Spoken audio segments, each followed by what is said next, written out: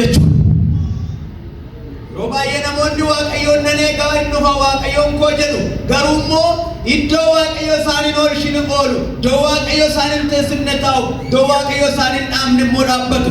Waan Waaqayyo ilaali hin jenne ilaalu, waan Waaqayyo dubbadhu hin jenne hin dubbatu, waan Waaqayyo yaadi hin jenne hin yaadu. Karaa raajotaatiin itti dubbatama, karaa macaafa qulqulluutti dubbatama. Ani karaa raajotaa ergaa karaa raajotaa irra caala dubbii sagalee Waaqayyootiin kan natti dubbatamu nan amana. Maaliif yoo jette Waaqayyo hin dubbata akkuma dubbate abboota keenyaaf dubbii isaa keessatti dubbachaa raawwachaa waan dhufeef wanti Waaqayyo arrallee dubbatu irratti raawwatama jedheen dhaabbadhe eega. Warri Waaqayyoon eeggatan gammada kanama kana Waaqayyo siniif hin dhufa. Amiinii keenaan taane garuu sitti dubbadha. Kanama kana Waaqayyo sii dhufa. Akkuma sitti dubbatetti Waaqayyo sii dhufa. Namoota baay'eetti itti dhaqa. Namoota baay'eedhaaf Waaqayyo hin dhufa. Keessan ol qaba Waaqayyo naa kottu malee natti hin dhufin jedha. Natti hin dhufin naa kottu malee jedha.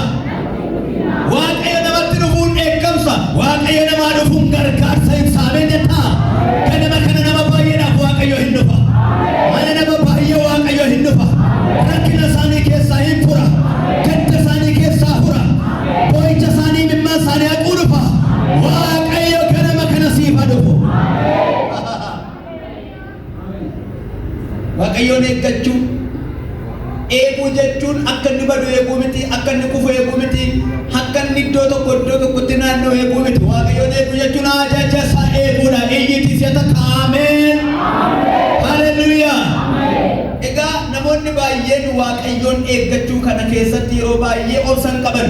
Waaqayyo immoo akka nu dhaabbanne isa eegnu barbaada. Raajii Baaqoom namni guddaan tokko raajii guddaadha. Raajii guddaan kuni boqonnaa sadii. Baaqoom boqonnaa sadii irratti ilaaltan boqonnaa lama irratti komii dubbata, kissii dubbata. Boqonnaa tokko irrattis jireenyaan dhaase. ምን ያለ ህይወት ነው የተናገረ? በጣም ነው የሚማረረው። ዕንባቆም ትልቅ ነብይ ነው። በጣም የተከበረ ነብይ ነው። ነገር ግን ምዕራፍ 3 ላይ ምዕራፍ 2 ላይ እግዚአብሔርን አየ። ምዕራፍ 3 ላይ ደግሞ ሄዶ እግዚአብሔርን እንዲህ አለ፣ እኔ አለ በመጠበቅ አለ በእንባ ላይ እቆማለሁ። ሃሌሉያ። እስከ መጨረሻ እጠብቃለሁ። ስለ ክርክሬም የሚመልስልኝ ነገር እኔ አያለሁ። ስፍራዬን አልለቅም፣ ቆሜ እጠብቃለሁ አለ። ዛሬ ማለዳ ስፍራችሁን ጠብቃችሁ ስፍራችሁ ላይ ቆማችሁ እግዚአብሔር ያስቆመባችሁ ቦታ ቆማችሁ የምትጠብቁት እግዚአብሔር ዛሬ ማለዳ ይመጣላችኋል።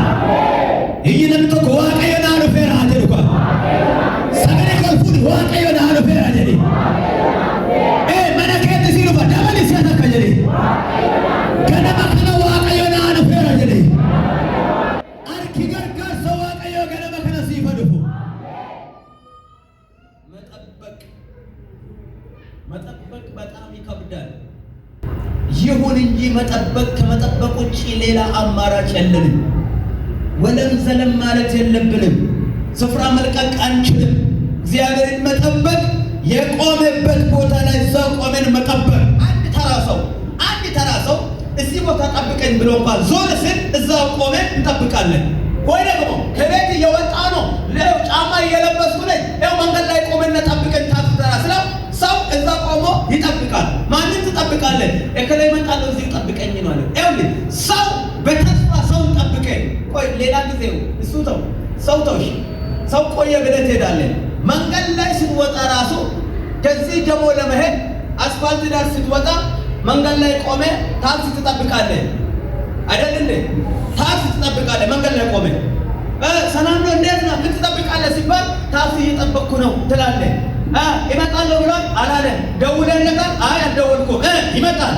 ቆይ በተስፋ ሰው የሚነዳው በሰዎች ያለውን በተስፋ አስፋልት ዳር ቆመ ጠብቀ ያሰብክበት ቦታ ከሄድከው እመጣለሁ ጠብቀኝ ያለውን ጌታ እንዴት ቆመ አትጠብቅም?